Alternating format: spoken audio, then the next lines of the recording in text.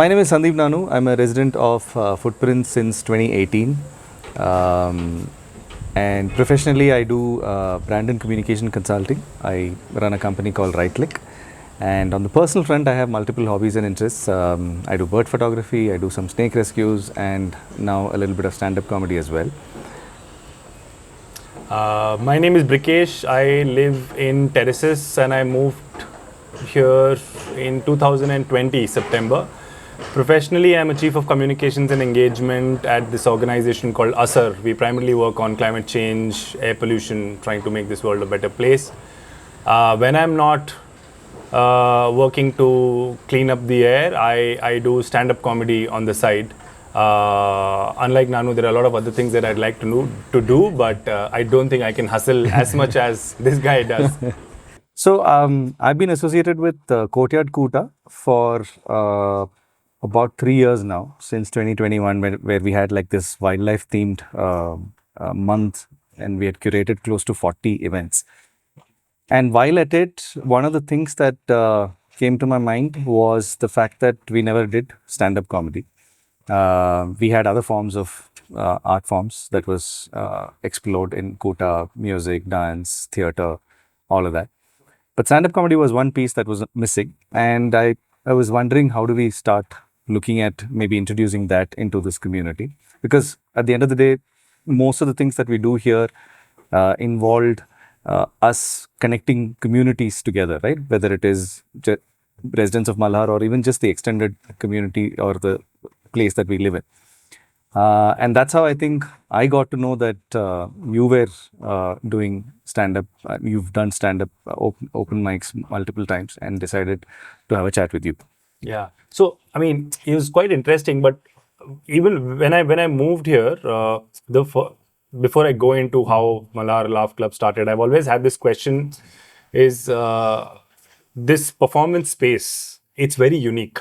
I've not seen something like this in many places. So, what was the thought behind? Because it's Courtyard Kuta is like a melting pot, right? I mean, for community living, something like this is where it blurs the boundary between personal and the community, where you have your space, but you also have this extended space where everyone's family. How did that happen? Because you've been living here for a while now. Right. So I think the transition to move to a place like this, right? I mean, in the city, while I've always lived in the city, there was a transition to move to a place like this. Once we move to a place like this, you realize the importance of community living.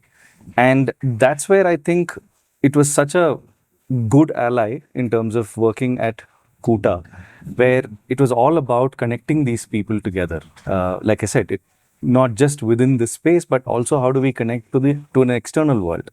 And yeah, I think that was the main intent behind whatever I have done so far at Kuta was concerned. And stand-up is something that I've always loved. I consume a lot of comedy. I mean, I've been a fan of stand-up since Seinfeld days, and it's also an art form that I thought I could explore, but never got an opportunity to do it. Walking into people's houses without a prior appointment is such a nice way of living, right? We all do that here, right? That was never a thing living in the city. Now, in my case, that went a bit too far, twice. In the first instance, I had a friend visiting from the city, and I was making tea for them in the kitchen. From our downstairs bathroom, there's this man just walked out casually into the living room. Their solar was not working, he just needed a hot shower. So my friend from the city is like, do grown-up men walk around half naked in your house randomly? So coming back to the idea of the story of how Malhar Laugh Club was conceived. Before I moved to Malhar, I was living in Delhi temporarily for from 2017 to 2020. That's when I started doing open mics. So my inspiration has been Kunal Kamra, the first video that came out where Siachen mein hamare jawan. So I'm like, right, I want to do this. 2020, I moved to Malhar. I'm like, there was nothing to do in Delhi. It was like, anyways polluted. Both me and my wife were working from home. And then I met you, thankfully, because that's when comedy revived for me. Because here, going to a 4 minute spot in Whitefield or Kalyan Nagar just did not appeal to me. There was this spot, but all sorts of performance arts was happening. And then one day we had the chat at Tata, you message saying that, what are you doing? Let's meet for chai. I didn't know what was coming. And you're like, should we start a laugh club? Yeah, why not? I mean, if it gives me about 50 odd people to tell new jokes, why not? And that's it. I think that's when we first invited Shanky. Shanky, yeah. And it was a full house. We sold it out, and the rest is history. I mean, Right. And like you said, us going all the way to the city for a 4 minute open mic slot is not appealing for anybody, right? However ardent fan you are of comedy. I've always, I mean, I've never had like stage fright or something, but making people laugh when they've come with the intent to laugh is not something that is easy, right? So how does the whole genesis of a joke start, and how does it finally see the light, which is the performance itself? every time you go to an open mic, other than the comics who are regularly showing up, the audience is different. We don't have that luxury here. So, but then there is also the challenge that, okay, we have to write new jokes because it's going to be the same people, which is also fun. I mean, for me, the main takeaway is that we are living in a community like Malhar, where there is a performance space. There are people who value this space, and they show up every single time. No, I did. If you remember the early days, the first 3 or 4 open mics when people signed up, it was amazing to see that when you watch someone perform and you're sitting in the audience, sometimes you end up heckling without knowing that you are heckling because you believe that, oh, I can do a better joke than that person. And then people felt that, yeah, I want to try this out. Some people did. And then realized that, okay, maybe this is not for me.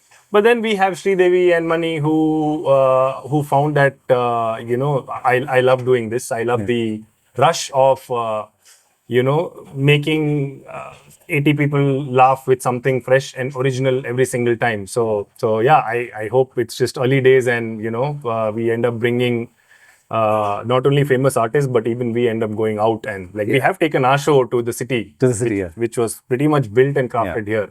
Yeah. So we had this Sand and Brick show, which is a show that we curated where Brikesh did 30 minutes, I did 30 minutes, and we had Mani and Devi as well open and do an intro for that, which was something that we are very happy about, and we ended up taking it to 2 other venues in the city as well. All said and done, something's really very beautiful about this place is that how we preserve, conserve, take care of wildlife and all of that. I am an architect by profession. I love looking into other people's house. And I realized I haven't made enough friends to walk into somebody's house to say, can I see your interior? So I made friends with Sandeep. So I said, hey, can I assist you? I will put a pipe for you. What pipe? Snake pipe. So how do you put snake pipe? From the main door of any house, you have to go to the backyard. And I always pray, I hope the snake is in the backyard. Then you walk through the living, dining, kitchen, and I'm like, hey. So it is. So if you see me in your houses, snake is his problem. I am more interested in your interiors. Yeah, so it's very cool. And I come out and tell stories. Hey, do you know they have an SS pipe in the backyard as a backrest? Who would do that these days? So yeah, so that is also that is. But this is one art form where the feedback is immediate. So you know whether my jokes are working or not, right? Even if you bomb, you know you're bombing. You're like, okay, no one laughed for that. How did you hear about this community? When did you hear about Malhar, like this space first, before you moved here? I think about almost 10 years ago, I think, we had someone who lived in Palm Grove, and I come to visit them. And post that, the whole shift happened because we had a common friend who was planning to move. Went to meet them for a birthday party, and they said they're moving to Kengeri. I'm like, who goes to Kengeri? And I came to see their place, and I saw this space, and that was also the time when I was getting saturated living in the city, thanks to the traffic and the pollution and everything else. We came here, and pretty much, I just got involved in more things that one can hope for. And I've been glad because it's this community, it's the way this is designed, and that led me to take up all of these things, whether it is bird photography. Thanks to pandemic, I had nothing else to do because I couldn't play. We've recorded some 130 different species of birds just in this community. So bird photography became easy. You're not traveling to a different hotspot to click pictures. We have a lot of snakes in the community, and by virtue of being part of the team that started the rescue process, I became a rescuer as well. And of course, we met and we started a laugh club. So there are three things that is fundamentally here, or I'm doing because it is a community like this, and not. I don't think this would have happened elsewhere. I mean, my place in Marathali was close to Jagriti. I can't imagine doing all of this in a space like that. I think that just the ecosystem doesn't allow you to do this. Here, I think that's what is different, and that's what pushed me to do all of these things. Apart from these three, I also help in curating programs at Kuta. So there are like, all of these things possible with a full-time job, which is unheard of. ABSF. Yeah. Interesting place, huh? Sometimes when I'm doing this walking and I get to ABSF, having just dodged all of these movable objects, I look past the forbidding gates and the security guards, and I realize I'm not a citizen of ABSF.